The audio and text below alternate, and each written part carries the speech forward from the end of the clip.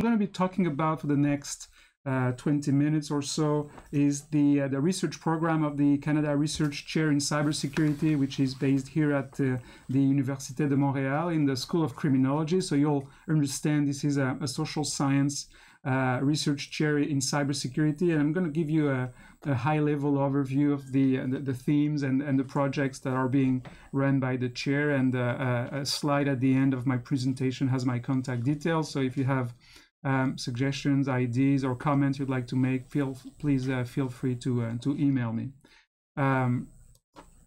As you know, why a cybersecurity research, Canada Research Chair in Cybersecurity in a School of Criminology? Well, as you know, we've now kind of established that cybersecurity is not only a technical problem anymore. It's first and foremost a technical problem, but as the internet is taking such an important place in our lives, and has been so for the past 25 years, it's also become clear that cybersecurity now is also a people's problem and a policy problem. So the purpose of the chair is to try to bring together those bits and pieces of knowledge that are coming out of computer science, coming out of the social sciences such as criminology and sociology, anthropology, and psychology, but also from policy and regulatory sciences, so law, public policy, public administration, to try to understand from a global perspective the issues at play, and trying to understand how we can intervene and we can shape this new future that's in front of us.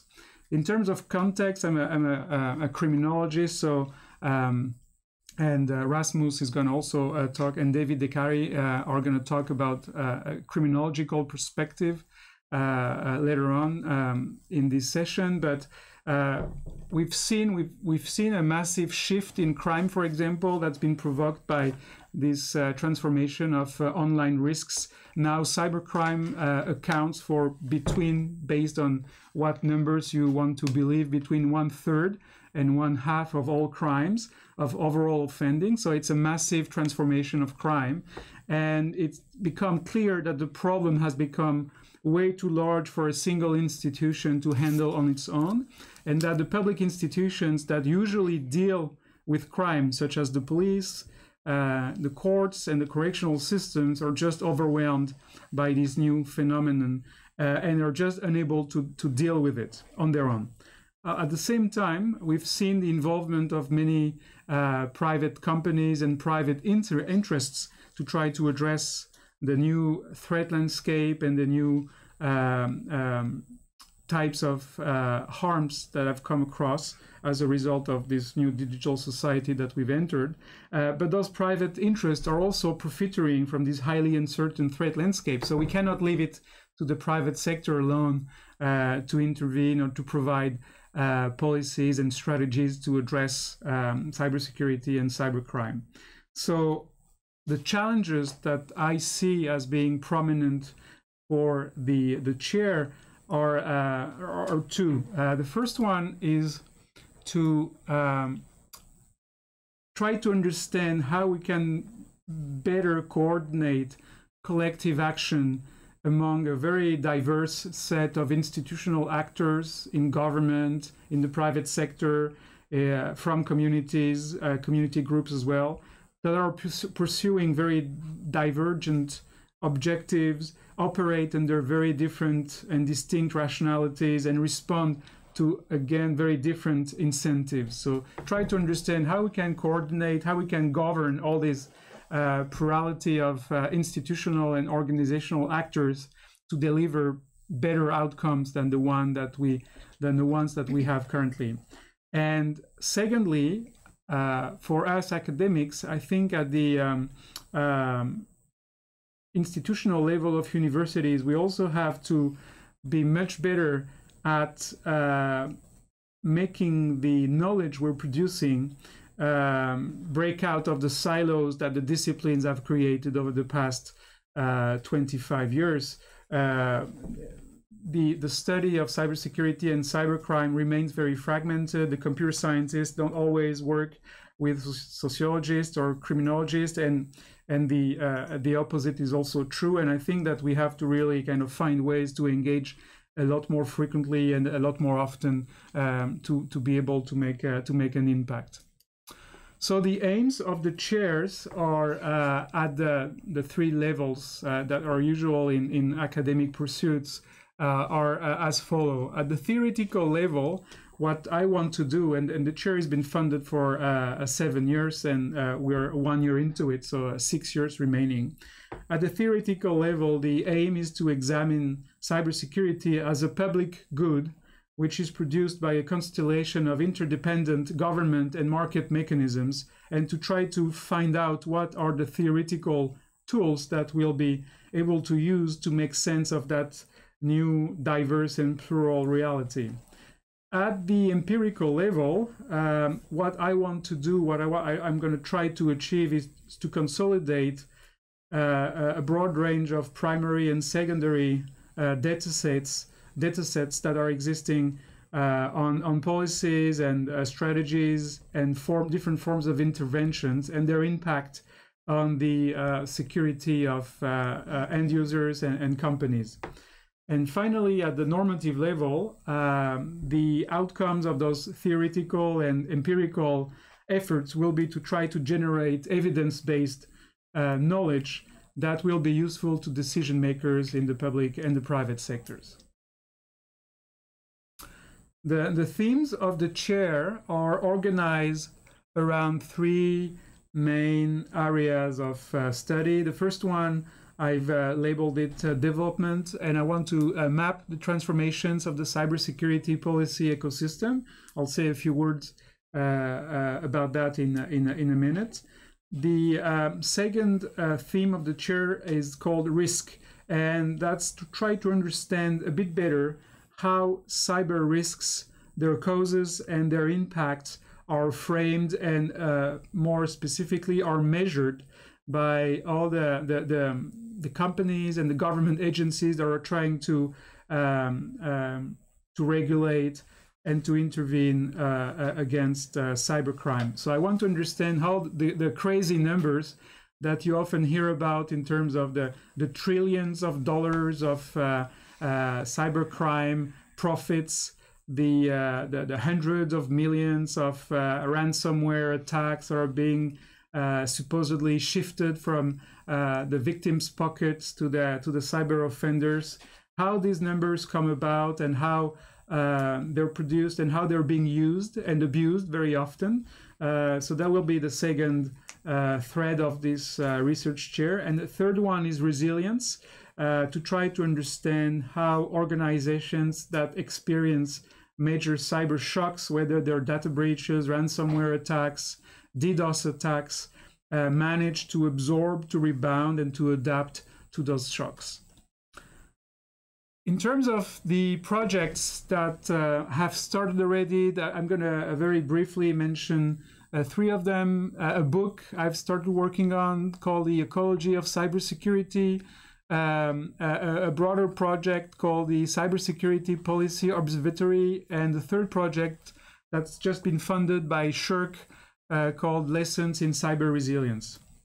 So let's go with the book. The book on the ecology of cybersecurity will try to understand the cybersecurity ecosystem or ecosystems in the plural by not using the traditional frameworks of studying only cyber criminals or only the security apparatus or only the industrial products that are creating risks for their users, but trying to create a holistic framework where industrial actors such as Apple and Google and all the companies that are trying to offer products and services, the criminal ecosystem, so the offenders trying to profit from those products, and the security ecosystem, public and private actors, deploy a range of forms of interactions such as competition, cooperation, predation, and try to understand in very detailed case studies what are the consequences of these different forms of interactions across these three different ecosystems. So it's really to try to borrow from the biology and ecology that has been developed over the past 100 years, and to translate that into cybersecurity to see how it can be applied. The second project is the Cybersecurity Policy Observatory, which is being conducted in collaboration with the Korean Institute of Criminology. The aim of this project is to more systematically assess the nature, the effectiveness, and the efficiency of the different policies that are being adopted across the world to prevent cybercrime, to build up more skills into the workforce, to protect end users against cyberbullying, for example, a whole range of new cybersecurity policies, and to design a policy surveillance tool that can capture the content and the variations of policies across jurisdictions. This kind of policy monitoring has existed for a long time in public health, in public education, and I'm going to try to adapt it to cybersecurity policies to understand what countries are developing what kind of policies and what is the impact of those policies, and to design a tool where people can access all this information in a coherent format and can download this information and maybe make more informed and better decisions. The preliminary report that we've published contain 25 policy profiles. We are preparing 25 more this summer, and they're organized in different categories of information across 29 dimensions. So it's all formatted and all systematically organized information. And we are also planning to create an interactive database. And if you're interested, you can search for this document on the Korean Institute of Criminology website, or you can email me and I'll send you this preliminary report. Finally, the last project has just been funded by the Social Sciences and Humanities Research Council of Canada. It's called Lessons in Cyber Resilience. It's going to be unfolding for the next 4 years. The context of that project is that cyber attacks and data breaches are becoming the new normal, are happening on a daily basis. What we are understanding is that the previous mindset of protection and prevention alone won't work anymore. Even if you invest massive amounts of money into the latest technology, AI, or whatever you can think of, it's not going to be able to reliably guarantee that you're going to be protected against cyber attacks. So what organizations will have and have started to do is to develop what I call a resilience mindset, which is the capacity to resist, to bounce back, and to adapt to those external cyber shocks I've talked about. And what I want to do in this project is to use 3 different theoretical frameworks.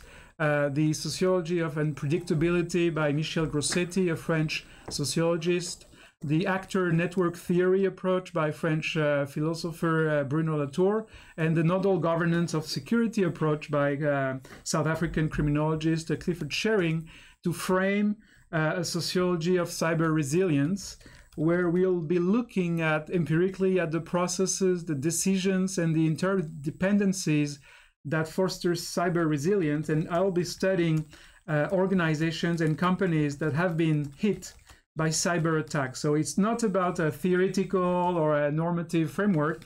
We're going to be meeting big companies that have been hit by massive cyber attacks, and we'll be adopting a retrospective understanding of what happened during those attacks, how they reacted, what kind of decisions they made, and how they assess, in hindsight, the impact of those decisions on their ability to survive those attacks. We'll be conducting a half a dozen case studies of major data breaches and hacks here in Canada, but also in the US, in the UK, and France. And we'll be more interested in the financial sector, government agencies that have been hit, and electoral campaigns. And we'll also be talking to about 30 to 40 incident response professionals from the usual incident response companies that are being mentioned very often in the news, and whose work it is to go and help and support the organizations that have been hit by cyber attacks, and to understand what makes organizations more resilient and more able to go through successfully these kind of traumatic events and catastrophic events for organizations. That concludes my presentation. I think I've stuck to the 20 minutes that was allocated to me. So thank you very much. If you have any question, any idea, if you have any interest in contributing to this work, for example, the Cybersecurity Policy Observatory, if you'd like to offer to maybe do a number of policy summaries for your own country, if you're an expert in a particular blend of cybersecurity policy, feel free to be in touch and to join the team. We'd be very happy to hear from you and to start explore opportunities for collaborations. Thank you very much for your attention, and I'll now pass the mic to Shirley McKee from the Smart Cybersecurity Network.